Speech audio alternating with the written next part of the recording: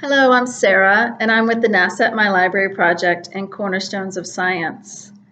I'm going to introduce you today to the STEM facilitation kit called Be a NASA Detective, Expanding Your Senses.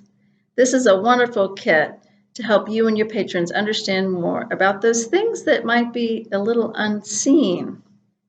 So let's get started on introducing you to the items and activities in the kit. The STEM Facilitation Guide will help you understand all of those items and give you some great extra information that you may need for facilitating activities. There's a wonderful checklist in here, some mission guides, for instance, about the Apollo 11 anniversary, the Juno missions and the Curiosity rovers, Mars Insight as well. You will have some wonderful activities such as the Planet Party and Pocket Solar System, and get to learn how to use some cool tools like this small telescope and binoculars. All right, we're going to get you started with this. First off, the first activity in the kit is called Planet Party or Star Party, and that's a great way to engage your patrons around learning to use science tools, again, such as a telescope, binoculars, even your own eyes, all right? We'll dig into those in a few minutes, but really hope that you can engage your patrons in a planet party. The next activity is called Pocket Solar System. It's my favorite activity, and it's a paper folding activity where you will have some sheet of paper like this, about 4 feet long, and you'll be showing the distances in the solar system, a scale model of the distances in our solar system of the different objects. So not just planets, but some different items. And what patrons will, I think, shockingly see is that how about 3/4 of our solar system are taken up by the gas giants, and very small amount is taken up by the rocky planets. So that's a wonderful kind of wow moment for many, many people. And then you can fold this up and patrons can take it home with them and refer to it and put it in their pocket, refer to it later. Really fun activity. The next activity is a real tasty one. It's called Loony Lunar Phases, and you're going to use some sandwiches, if you will, some cookie sandwiches that we're so familiar with to learn about the shapes and names of the moon phases. Not necessarily how they come about, but really getting to know the shapes and names.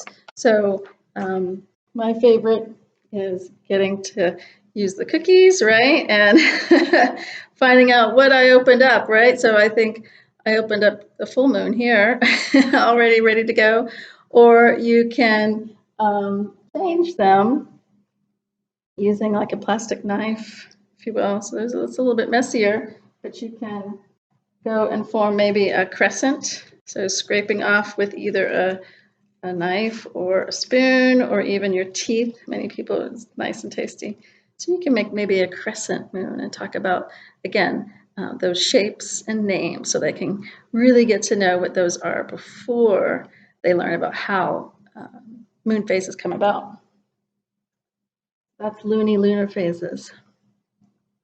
Next activity is Art and the Cosmic Connection. You guys will have some beautiful colored pencils in a box. I have here some crayons.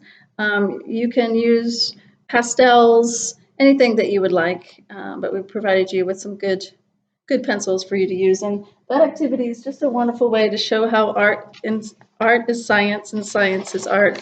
You'll be able to either project or print out different beautiful images of objects in our solar system and help people understand how shapes mean different things. Maybe squiggly lines might mean that there's water, or round circles or craters. So really fun activity and can really engage those folks who were maybe a little bit more into art.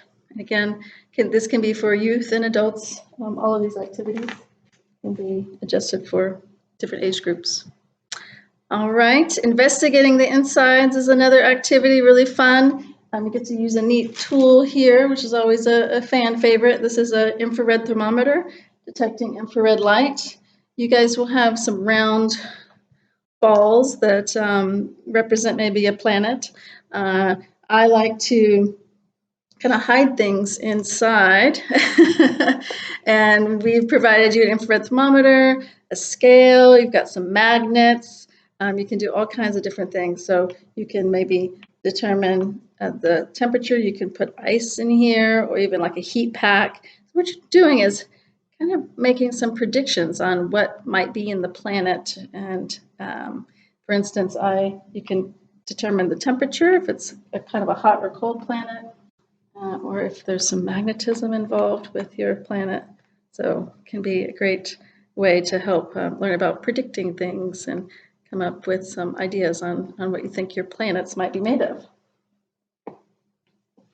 All right, taking Earth's temperature is, again, using the infrared thermometer and going around your room and your library or going outside and kind of just using the infrared thermometer and determining what this Earth, what's around us, knowing your surroundings.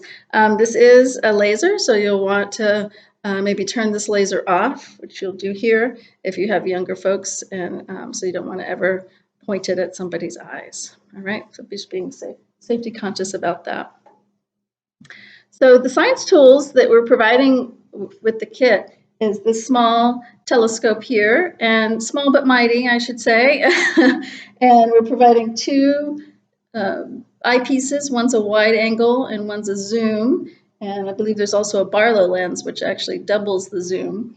But the bigger number means it's the wide angle. You always want to start with the wide angle lens first. It gives you best clarity. And then if the night sky is super clear, then you can go more zoom in. But you can use this during the day and help people practice during the day at the library as well. And so it comes with an easy finder, a red dot easy finder. You'll want to turn that on. And this is not a laser. This is just an LED light.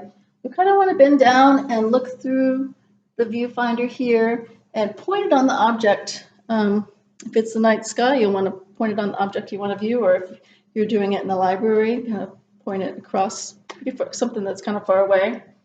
Get it right on the object you want to observe. Kind of tighten it down here, and then you should be able to look right into the eyepiece and just use the focuser knob to see that object. So really fun tool. And again, small, but really we think that this type of tool, being the size that it is a little less intimidating than some of the larger telescopes and a lot easier to use as well.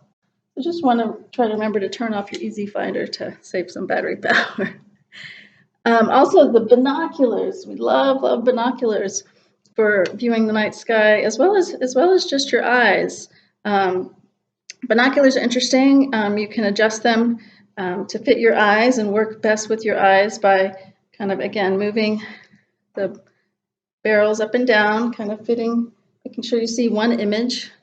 Then you can get some better detail if you focus them in, cover this side and get your left eye focused, and then cover this eye here, actually this eye, and focus in for your right eye. Get those focus for each eye, and then all you'll need to do is use the fine detail to get it really nice and focused in with this middle focuser here. So binoculars are wonderful tools. It's actually one of my favorite ones right now is the binoculars. The star target, or as we like to call it, planosphere, you can dial in. So the first thing you want to do before you use a telescope or binoculars is find out what's available to view in the night sky that evening. And you kind of dial in the date and the time that you are going to view. So if it was February, let's go all the way here, February, and say I go out at 9 p.m., these are the items in the night sky that you're going to see. So you kind of just match up depending on how you stand. If you're standing south, you put your thumb on south and hold it up to the southern sky. If you then turn north, you got to turn your planosphere around, put your thumb on north and hold up to night sky and match the objects that you're seeing with the ones in the planosphere. So it can be really fun.